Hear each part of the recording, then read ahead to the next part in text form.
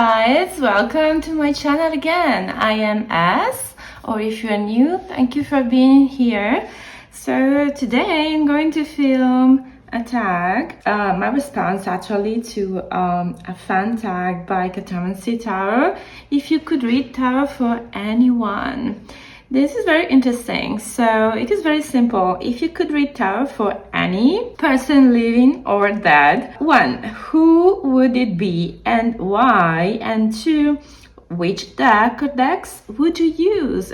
So we have 9 prompts plus a bonus mention.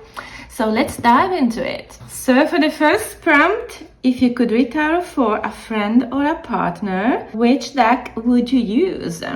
So obviously it's quite self-explanatory, right? So a friend, I'm thinking about my best friend, not so much about my partner. I would maybe choose a decks to read for a partner, but I have already used this one in particular to read for my best friend, the Wandering Moon Tarot Cosmic Pink Pocket Edition. This one instead is the same tarot, but is the bigger version. So we'll show you both.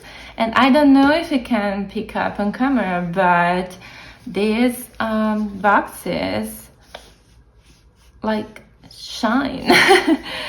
But yes, they are a bit holographic, you know, so with these holographic details. I don't know if you can see. Yes, and also the backs have a bit of this like holographic little stars. This one instead has pearlescent edges, and these are the backs, and this one is pink. So I'm actually using the pink one more, also because I can carry this one with me very easily, while I don't travel with this one, and I still have to use this one a little bit more because I always use the little one. Also for clients when I really don't have much room, you know, maybe on my table, so I prefer to use the little one so I can pull more cards. And yes, I'm bringing both the regular and the mini versions because I love them that much. So this deck has this dreamy, as you can see, flowing and almost weightless quality to it. It feels like walking at midnight under a silver sky, where everything is a little bit hazy but also deeply emotional. The monochrome inky artwork has this quiet magic to it, and I don't know if you can see also the moons are actually cups. So some suits have been renamed, like ones are wands, but they feature crystals. And then also the pentacles are stars. I also love how we don't have much, you know, human figures, but maybe just hands and then just these elements. So it's very simple. But as I was saying, and we have some eyes, you know, this quiet magic, it feels like the secrets, you know, shared between close friends at 2 a.m. Just because there is also this, with the moon and everything, you know, this kind of night vibe. Interesting that we got the same card twice. And my friend is someone with a very poetic soul, so someone introspective but also adventurous. She is a Sagittarius, just like me. There are some additional cards in this deck too. This deck embodies a little bit the energy of my friend, this specific friend I'm thinking about. So this deck has a very soft way of illuminating things, you know, like the moon filtering through a window, because this is the feel that you can get from this one. And so it's perfect for those deep heart-to-heart conversation we have with our friends. And this is another additional card, the Teacher, which I think represents me in the deck. So every time there is a teacher card in the deck, I feel it can be for me just because I am a teacher, you know, and I feel represented in some way. So yes, a lot of moons, a lot of crystals. So this is my deck for a friend or a partner, definitely. Very, very easy reader, very intuitive, and I think also normally, you know, clients and people in general like it for its simplicity. and it has a beauty to it, and I think it's pretty straightforward to understand, and also the art can be quite, you know, appealing. My friend certainly liked it a lot, so she enjoyed the reading I did with this deck. So this is the deck for the first prompt. The Wandering Moon Tarot and the Wandering Moon Tarot Cosmic Pink Pocket Edition. Okay, for the second prompt, if you could read for a family member, who would it be and why, and which deck would you use? I'll go with the Morgan Greer Tarot. This one is such a classic, right? Because why I've chosen it for family? Well, I guess it's because in the 80s, you know, my parents were young. And so I think they may identify a little bit with the aesthetic of this one. This one is such a classic, right? This deck has a very warm, classic, familiar feel. So it's like a very well-loved storybook, but with this, you know, with a little extra punch. So the colors are very rich, and I use this a lot in the summer. I know it can also give an autumn vibe, especially these cards, but for me it's a summer deck, so I tend to reach for it more in the summer. I also brought it with me on holidays last year, you know, in August. So it feels intimate, and honestly this deck just gets to the point in a way that feels comforting. So, and not harsh. So it has a nostalgic 80s vibe. So I think, as I was saying, it will be perfect for my parents. And as I'm saying nostalgic, the Six of Cups pops up.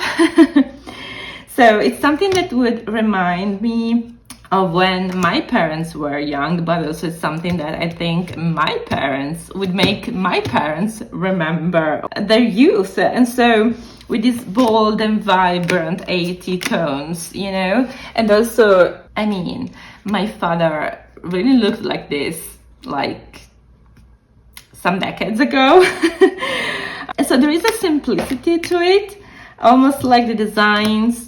These are the designs, you know, you would find maybe in old magazines or movie posters from that period, which makes, you know, it feel like timeless and yet distinctly retro.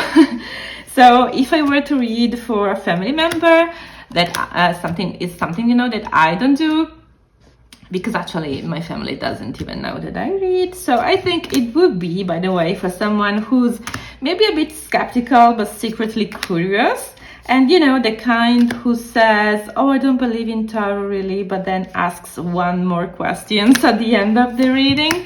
And so I think at least one of my parents maybe would ask that kind of question at the end. So this deck has a very straightforward but also kind energy.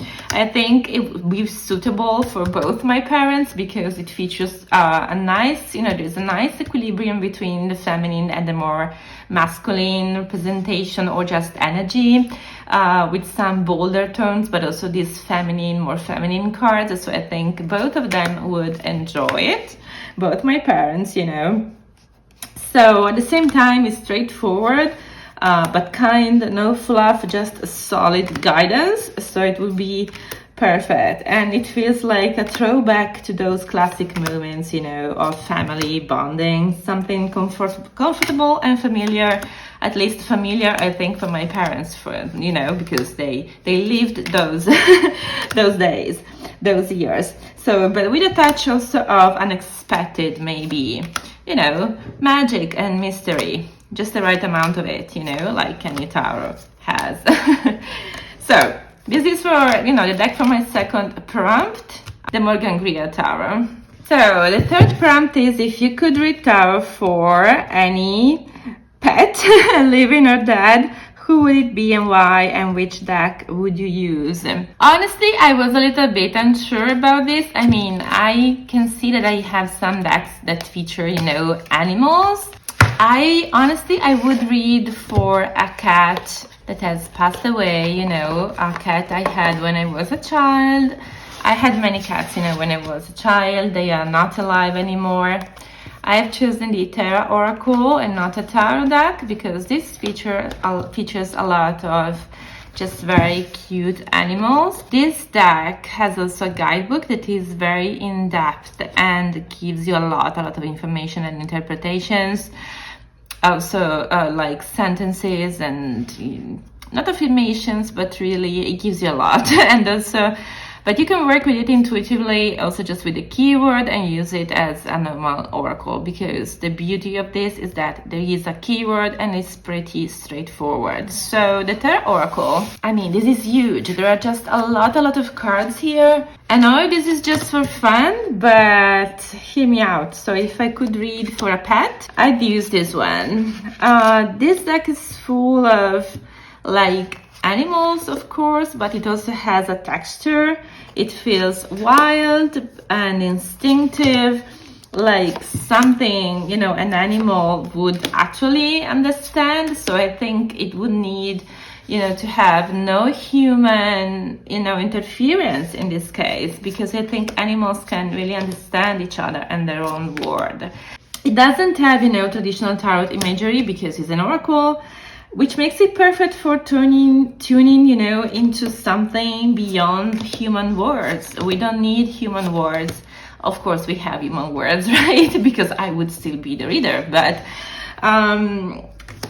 animals just go beyond that. And also this symbolism, the animal symbolism, is something we can quite, you know, easily grasp because we know these animals, right? So it's a nice, very nice deck to study and to delve, you know, to use to delve deeper into this animal energy, but it's also very intuitive. And the white, you know, it is also it's a very minimalistic deck. It really gives you the space, you know, to just roam with your intuition and just focus on the animal energy at the center of the card.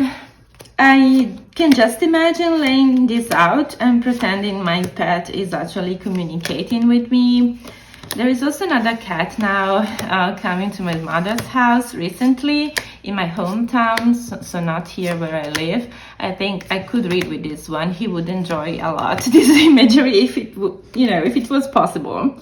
And so I can pretend, I can imagine, you know, pretending my pet is actually communicating with me. Like, yes, human, this is why I knock things over at 3 a.m.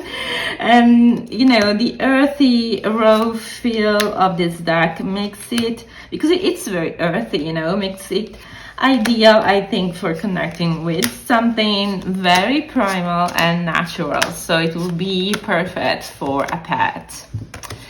Look how many cute animals here. I also like snakes. I think they are cute. I mean, all animals are cute, you know. And so, yes, this is the Terra Oracle. I don't know if I have shown the backs. Yes. And now, prompt number 4. If you could read for a musician, living or dead, who would it be and why? And which decks or deck would you use? So, actually, again, I was a little bit indecisive again. For a musician, I was torn between the Honasa House 8th edition and the Lioness Oracle Tarot, but for the simple reason I won't show this entire deck because I basically show it in every video I do, because this one is just my soulmate deck, my favorite deck, the deck I'm currently using, my favorite top 10, you know, and many things. So this deck is just everything, but I would go with this one for the simple reason that this is more ethereal and cosmic, like psychedelic album art mixed with divine inspiration, you know. Well, okay, I will show something just in case you haven't seen it and maybe it's the first time you are here on my channel, but I'm showing this a lot. So I was saying ethereal and cosmic, like psychedelic a bit. So it would be perfect maybe for artists like maybe Bjork or maybe Florence Welch. You know, maybe they would, it's the singer, you know, from the Florence and the Machine. But I think maybe they would enjoy it. You know, psychedelic, dreamy. Maybe it would work for Johnny Mitchell as well. I don't know. But actually in this deck, and I'm not a fan in particular, you know, but this deck features a David Bowie card. And I really, it doesn't really bother me. I mean, I don't even mind it. I think it just fits in the aesthetic of the deck. So, but you see how this will be, it's almost like, I mean, maybe, you know, not such an original choice, just because, I mean, it fits like with someone like him, right? Someone who constantly evolved and created art that felt like it came maybe from another dimension. So it would be a great choice, you know, but actually I would go with the Honasa house also because Yonasa is Yonasa house. I don't know why I'm pronouncing it this way. This one instead feels a little bit, it feels deep, you know, and very textured and moody, like a song that lingers in your bones. The deck has a grunge meets mysticism vibe, like an indie album. So I guess this would be perfect maybe for an indie album with a haunting vocals, you know, and layered deeper, like also spiritual maybe meanings. So I could say it like being perfect for someone like Florence Welch. Or, by the way, artists, you know, who create music that feels like a spell. And so both, I think these decks are great choices, but it depends really on if we are going for more dreamy, surreal, or the raw and emotional. I think this is pretty emotional as a deck. Or it gives me, you know, that kind of feel to me. It's also very funky, a very funky deck. I can definitely say this one, like, being an indie album. I would like to listen to this one if it was an album, you know? I would be very, very curious. Like, this one is Temperance, you know, but it feels like those kind of solitary moments when you're just alone at home, you know, and you drink on your own and you pour, you know, some wine in your favorite glasses and you just spend time alone by yourself, you know, just maybe going a little bit within and retreating a little bit in your thoughts, you know, and this figure is naked, so maybe just when you are in the comfort of your home, maybe you are not even wearing clothes. I don't know. I'm rambling, guys. But it's very intimate. This deck feels very raw, intimate, and emotional. And I think the kind of music it would represent would be like that. So it's totally, you know, it can be totally Florence and the Machine for me. Yeah, let me know what you think. So this is for prompt number 4. And I know I constantly talk about it, but going through the Lioness Oracle Tower, I think this would have been perfect for the prompt about the pet as well, just because it features a lot of little sweet kittens and other animals like butterflies, owls, dolphins, and like monkeys, and more scared kittens, you know, and big cats. And so this would be perfect for a pet too. It's a bit more cosmic, you know, less earthy. But if I had to read for a cat, this one would be perfect because there are many cats in this deck. So let's move on to the 5th prompt. So the 5th prompt is if you could read for an actor or performer. For this prompt, I will go with the Tamara Tower. This deck is quite new in my collection. I got it at the end of February because I couldn't get it when it was, you know, first released.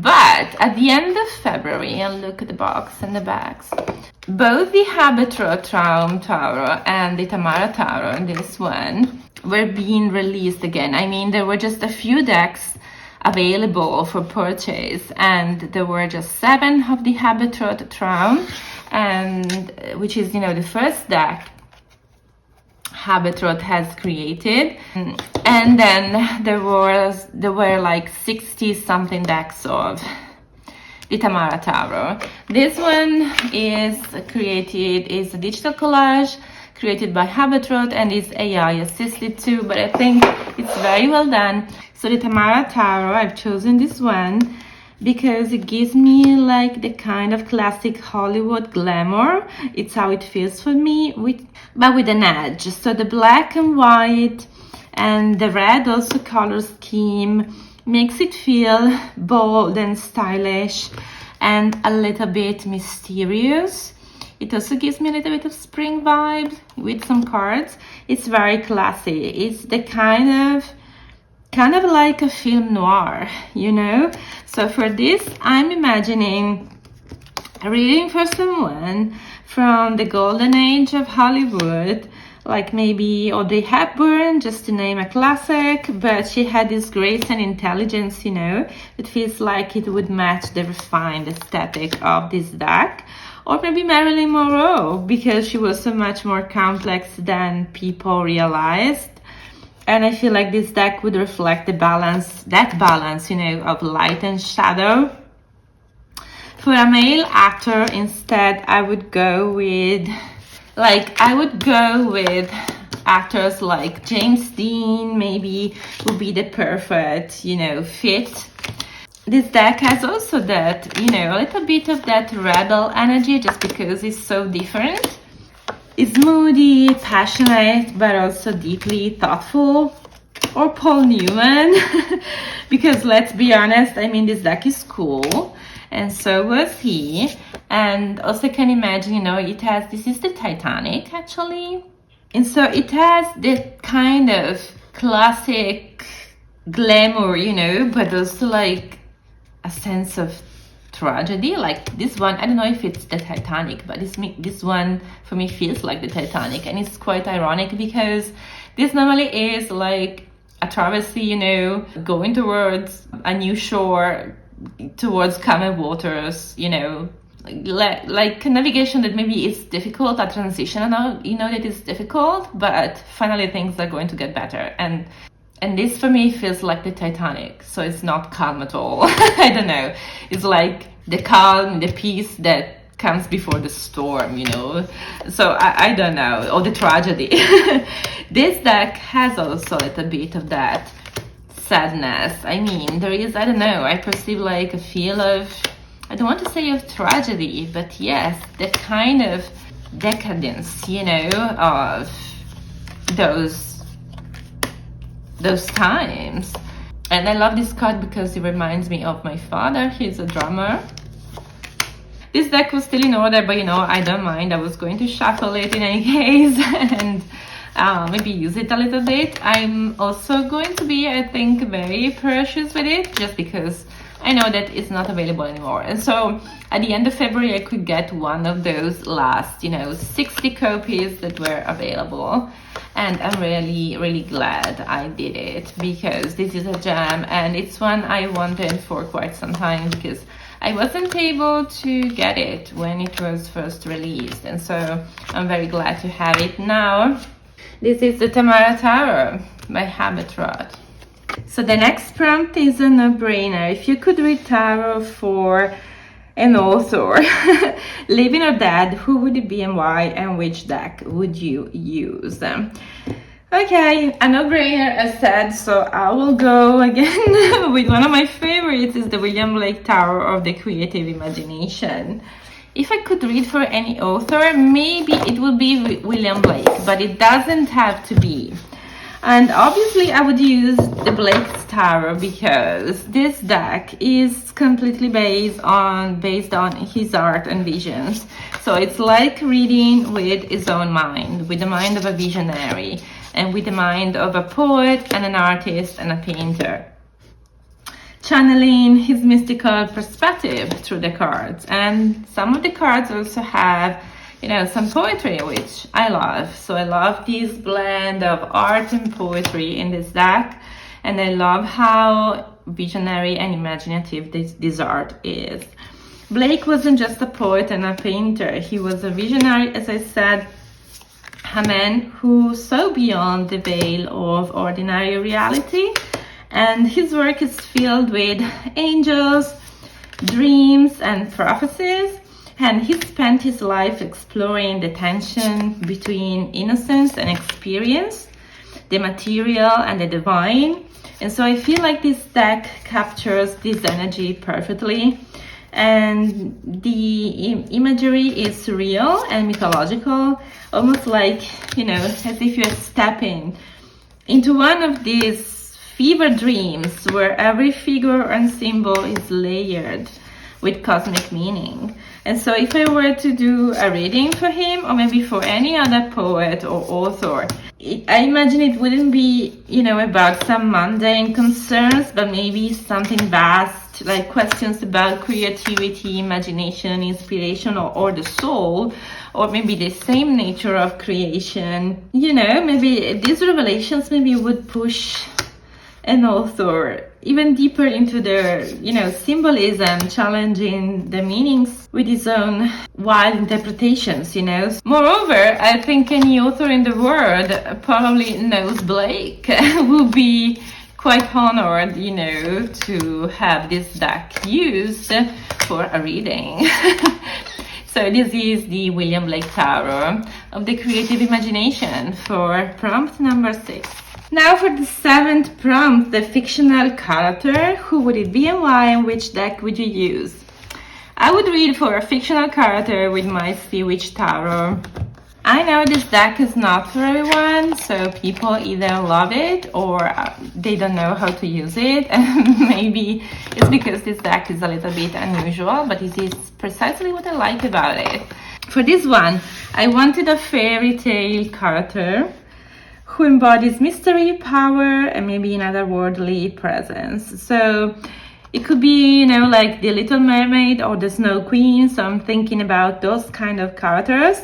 I wanted a fairy tale character, so with a deep connection to water, magic, and transformation. So I was thinking about the Little Mermaid, you know, her story is one of longing, the original one, sacrifice, and the search for something that was just beyond her grasp, you know.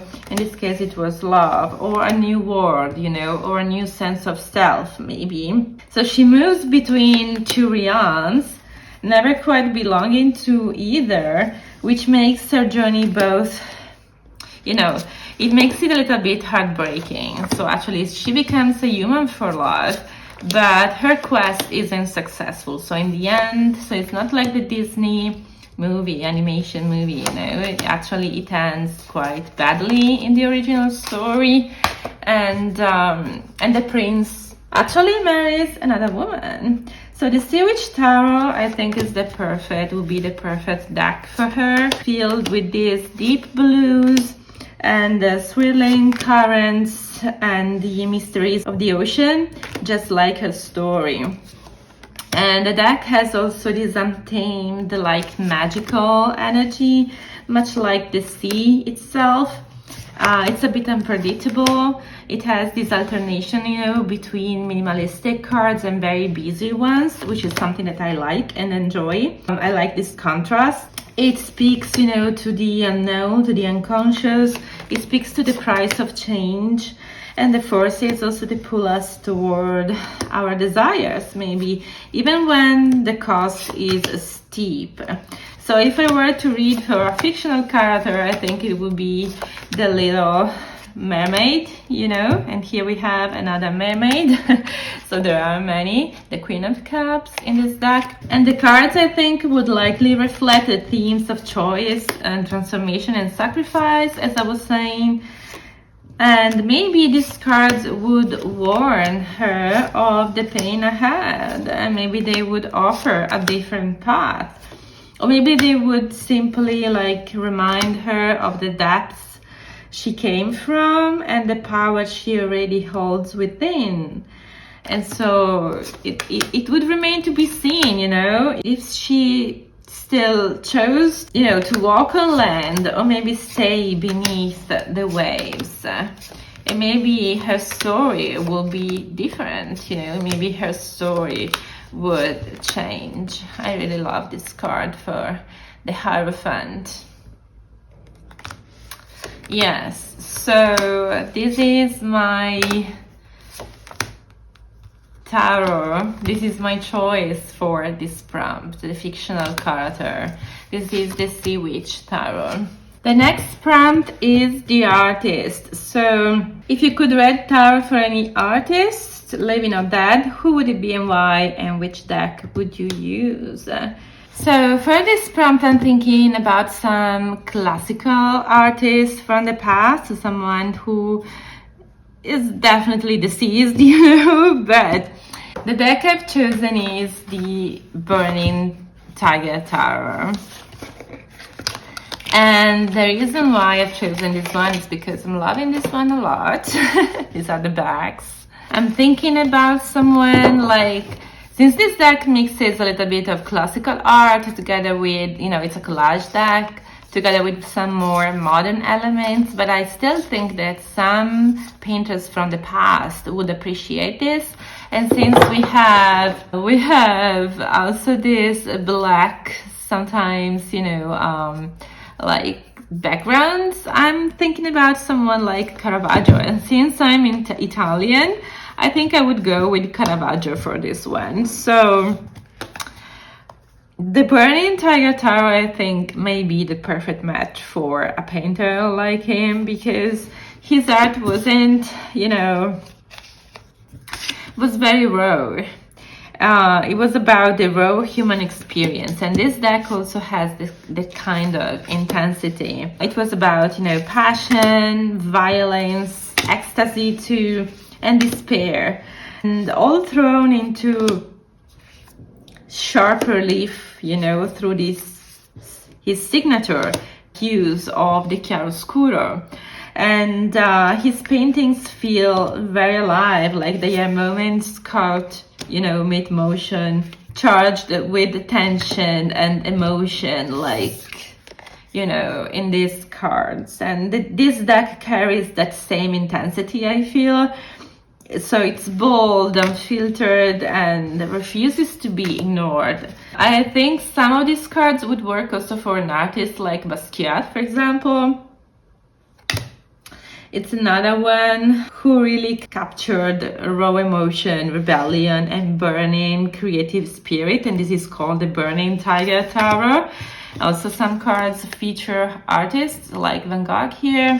And also Basquiat work, for example, was chaotic and filled with symbols, words, and the energy felt like it was trying to escape the canvas.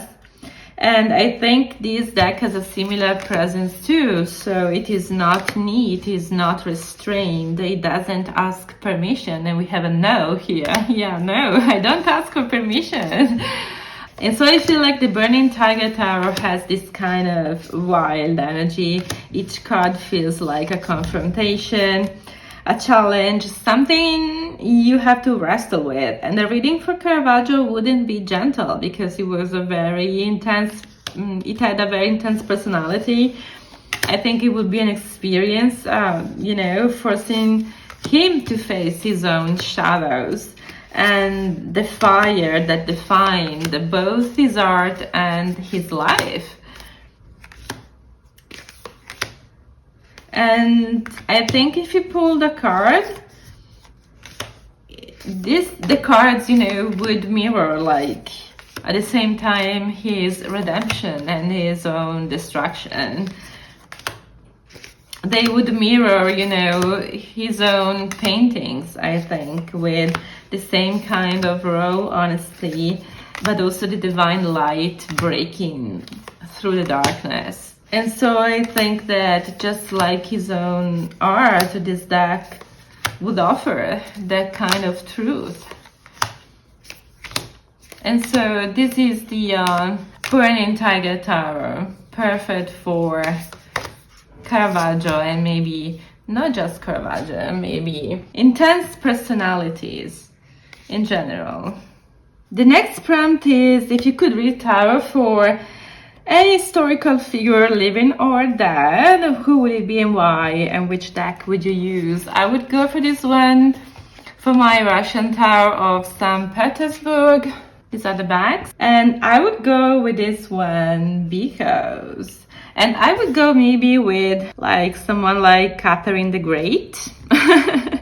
I was thinking also about clearly some Russian figures like maybe Rasputin, you know, but I'll go with Catherine the Great. So this deck, I think, is the flawless match for this prompt. So the intricate, you know, this gold detailing and this Russian-inspired artwork, I think it all carries the kind of nobility, you know, strategy and ambition, just like this figure did.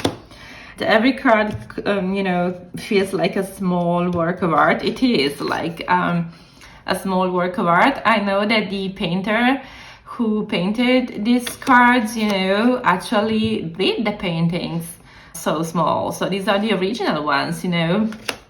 So they have not been adapted, you know, or miniaturized, you know, to make the deck. So actually these are the original paintings, you know, and it's incredible to think that he could paint using such detail, you know, for these miniatures, because they are miniatures. And actually the first painter who started painting this deck died, and then I know that the last cards were completed by someone else. So there is some history. So I feel like the art, you know, the work of art is small, but each one like tells a great story. And I know that there are some historical figures in this deck. I don't know if I have already shown the devil, but I think the devil should be Stalin. So yeah. By the way, Catherine the Great was a visionary too. She expanded Russia's borders and also championed the arts, you know, and modernized the nation. And so I think she knew how to navigate power. And this deck, I feel like, holds a little bit of the same, you know, historical weight. So I think a reading for, you know, any historical figure actually, but I was also thinking about someone from like the Romanov family, like imagine doing a reading for Anastasia or, you know. But I think any reading would be fascinating, by the way. And I feel like this deck really portrays, you know, the balancing act of power and like the sacrifices made for greatness, you know. And also the burdens of leadership, and maybe also the loneliness of being on the throne, you know, and the careful alliances forged and then broken. And it has like a warlike vibe too. So the strategy, the vision, you know, and the legacy left behind. So I think this deck embodies all that. Yes, so I would go for this prompt with my Russian Tower of St. Petersburg. This is also a city I visited, and I'm really connected to it. This is one of the reasons also why I got the deck in the first place, just because I actually stayed there for 2 weeks when I was a little bit younger. It was a very great experience, and I visited the town, the city, you know, quite in depth, and I went to Moscow too, and so I feel very connected to St. Petersburg. I know this city and I had a great experience there. I also have a friend there. We are still in contact, you know, and it's one of the reasons why I got this deck, because St. Petersburg has a sentimental value for me.